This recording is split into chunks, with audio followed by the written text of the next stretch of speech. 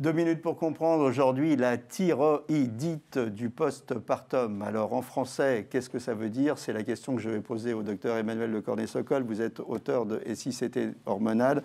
Alors qu'est-ce que c'est qu'une thyroïdite du postpartum?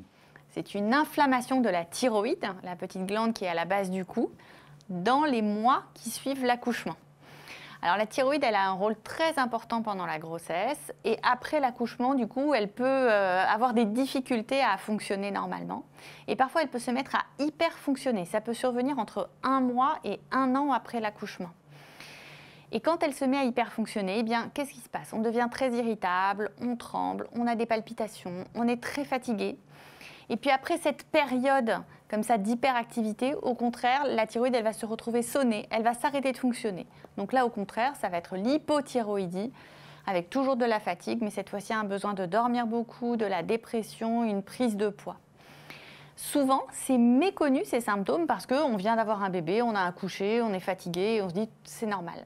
Mais en fait, lorsqu'on a cela, et que c'est lié à la thyroïde, eh bien on peut donner des médicaments qui peuvent aider les femmes à aller mieux. Donc c'est très important de pouvoir aller dépister ces femmes, en particulier lorsqu'il y a une fatigue qui est beaucoup plus importante que ce à quoi on s'attendrait. C'est vrai que souvent, quand on a une pathologie, on trouve des prétextes. On dit c'est l'âge, c'est la fatigue, c'est... Enfin bon, il y a toujours des bons prétextes, finalement, pour ne pas aller consulter et pour retarder le diagnostic. Oui, et notamment le fait d'avoir une dépression après l'accouchement, il faut toujours aller vérifier que ce n'est pas un problème de thyroïde parce que cela peut être réglé et on peut vraiment aider les femmes. Mais oui, moi je vais vous dire, il faut toujours vérifier si c'était hormonal, n'est-ce pas? Voilà. Eh bien écoutez, à très bientôt pour un nouveau 2 minutes pour comprendre.